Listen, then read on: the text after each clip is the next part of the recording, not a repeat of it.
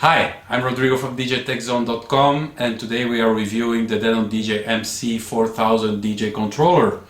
The controller is quite new. It's the first unit made after the acquisition by Denon DJ, by InMusic actually, and it's the first controller Denon DJ made after that acquisition. So it's an important controller. It shows a new direction for Denon DJ. And it shows that it's new. It's really a new approach. It feels different from previous offers, and it's really aimed at the mobile DJ world. Why? Very specifically because it has extensive microphone options. You can plug in 2 microphones into this controller, and you can control the microphones by quite a bit of knobs and buttons. You can control the equalization, you have some filters for it, so it's quite equipped when it comes to microphones. The second thing is that it's very sturdily built. It has a sturdy build, it has a full metal faceplate. It has a nice weight to it, so it's not a light controller. It doesn't feel cheap at all. All the knobs are rubberized, the pads have this nice clicky feeling when you click them, so you know when they are on or when they are off. You will see also that the visual feedback is very good when you plug the controller into the computer later. So basically a really ideal piece of equipment for mobile DJs. That is what Denon DJ has delivered, and we will look at all the options and all the specs in the rest of the review. So let's have a look at this controller. Let's go into the details of the Denon DJ MC4000 and let's explore the features it has to offer. We'll start, of course, with the main features, the jog wheels, the FX section, the transport section, and of course the central section, that is the 2-channel mixer. Let's focus first on the decks. So the decks are mirrored, as you can see. They are mirrored because the pitch fader is always on the outside of the controller, as you can appreciate on the image. The pitch faders are quite high resolution, as you can see. They are quite big. They take up quite a significant space on the faceplate. Which has a very good result and feature that for mobile DJs that like to beat match manually and like to beat match by ear. The high resolution of the pitch fader makes that really possible in a very positive way. So that's a first excellent feature of this controller. On the left deck you have the possibility to control your microphone volume, and you have some controls to add some echo or to activate a telcover function. So when you are speaking over the mic, the music is slightly muted.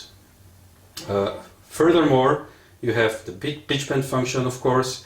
You have a key lock, so to lock the pitch of the song at a certain level, so it doesn't change when you move your pitch around. And of course you have the jog wheels, which are aluminum on top, plastics on the borders, and they feel quite decent. It's a good feeling. They have a really good resolution, as you can appreciate in the picture-in-picture screen, which is showing Serato DJ, by the way. The transport section is very well laid out. You have backlit buttons for your cues, and there are some extra functions here as well that we will discuss a bit later. You have, of course, your shift button, which is quite clear, so no trying to find out where it is, or in a club situation where you have to act quick. Shift button will be right there, easy to find. Sync, cue and play, of course. And then on top of your deck you have your classic FX section with 3 effect possibilities: the possibility to control the beats, a tap button and a loop section. The mixer section then is so it's a 2-channel controller, of course. So you have 2 line faders, which have a very solid feeling to them, and they have a weight to them. So they offer a resistance when you are pushing them up, which makes it really pleasant to mix with, because you can really control gradually the volume that you put any channel or any of the 2 channels in. The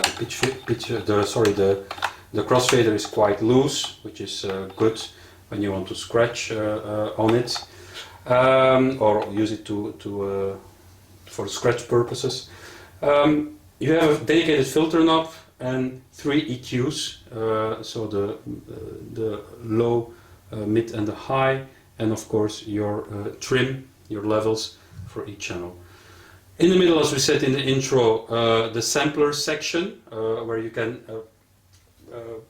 control samples, which is very handy for mobile DJs, and a very well laid out library control section where you can select your songs in your software that you choose to use, and of course a load button with the back control and the load preparation control, which double as additional functions if you use the shift key, of course. Now let's just explore a little bit more the transport section, because that's kind of the heart, of course, of the controller.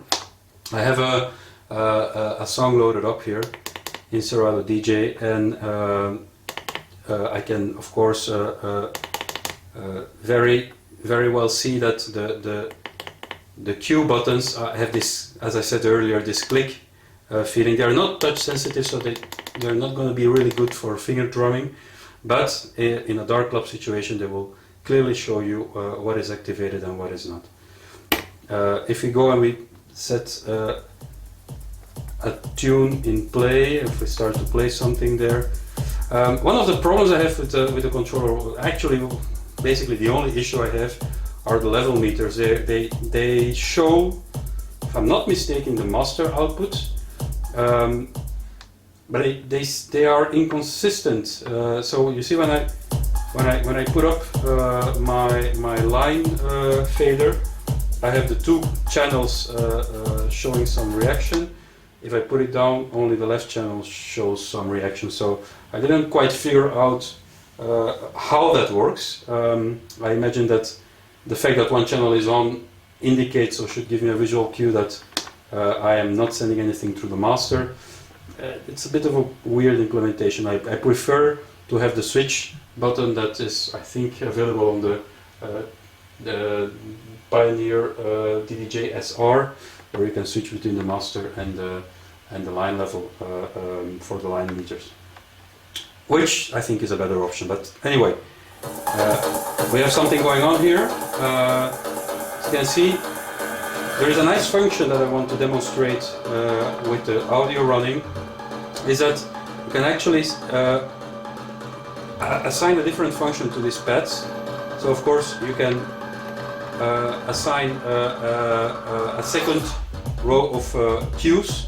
So you have the 4 cues, and then it doubles as a second row of cues, so you have control over a total of 8 hot cues. But if you go a little bit further, you have a sort of a roll function. It's actually on the last one, which is like a roll function. It's kind of an activation of a cue of different sizes with a slip function under it. So as you can see, the song continues to play underneath the effect, which makes it possible to do this nice roll effect on the fly. Now, it has to be said that this function is only available in Serato DJ. So if you have Serato DJ Intro, you will not get this function. You need Serato DJ for that purpose. And I really advise, if you are a working DJ, to upgrade to Serato DJ.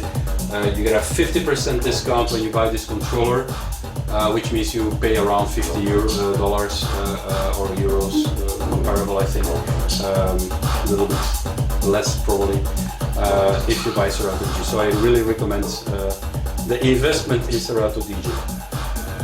On the Right side, then what is different on the right side of the controller is that you have your volume control for your aux entry, which is on the back side. We will get to that later.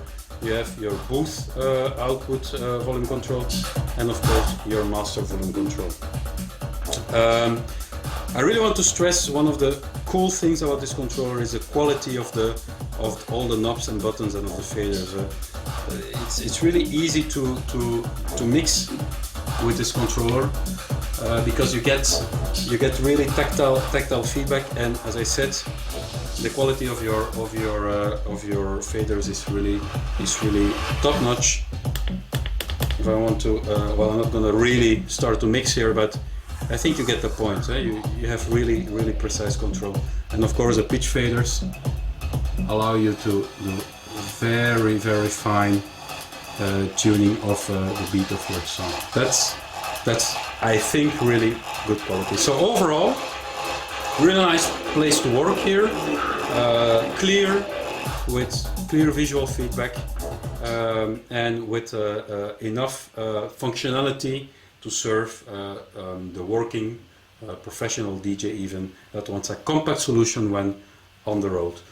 We will look next at the ins and outs of the controller. There is a lot going on the forefront, on the back of the controller, on the forefront of the controller. There is a lot going on there, so we'll look into that in the next part of this review. So let's have a look at the microphone control section on the front of the controller. You can see that you have controls for the two microphones, so you have a low and a high EQ for your mic 1, a low and a high EQ for your second microphone, and an echo which is shared for the two. You control it with this knobs, which are basically plastic knobs, not the same quality as on the top plate of the controller, but you know, good enough for their purpose. On the other side of the controller we have controls for the headphones, which you have two possibilities to plug them in, so on a TSR or with a TSR input, or a mini jack, which is here as you can see, and you have you can control the level, the amount of Q or master that you get in your headphone, and you have even a good old split Q function, so you split the output between left and right between Q and master, which is quite handy again, and probably a very loved feature in the mobile DJ world. So that's it for the front side of the controller. Let's have a look now at the back of the controller, what kind of inputs and outputs we can find there. So on the back side of the controller we have, of course, the microphone inputs. As I said, there are two. You have an XLR connection, and then you have, of course, the TSR input that you can connect your microphones to. You have an aux input and an unbalanced RCA master output. You can set as well the controller in hardware to stereo or mono, quite handy. And you have your XLR balanced master output as well. Additionally, you have a booth out, which is TSR, and of course with this kind of inputs and outputs you really make working DJs happy, because you have plenty of options and you have plenty of possibilities to connect speakers and boot speakers to this controller. And finally you have the USB input, which makes it possible to connect your computer, and then to finish off the back plate or the back side of the controller you have the power knob, the power input, and then the Kennington lock, of course, as a final element.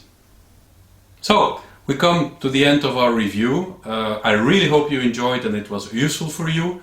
If you're looking to buy a mid-level controller at the price range of around $350 US, And if that's your budget and you feel comfortable with the specs that this controller has to offer, then I would definitely recommend it. It's definitely a controller that will last. It's built to last. It's built to sustain abuse in busy and sweaty and uncomfortable DJ booth. It has a good size. It will fit in most DJ booths, and it is equipped to be connected to professional DJ gear, DJ equipment, or amplification equipment in clubs or in mobile situations. So I think this controller is indeed, if you're fit into that profile, it's really the right choice.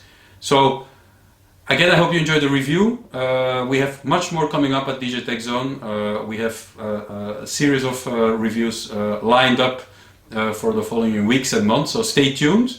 Subscribe to the channel so you're sure you don't miss anything. You will get alerts in your mailbox. You can subscribe on the button below. And thank you for your support. Comment below as well on what you like or what you dislike of the review, so I can improve it for next time. My aim is to give you the best possible information when you have to make a decision and when you want to spend your money wisely. Thank you for watching, enjoy the rest of the channel, and see you next time.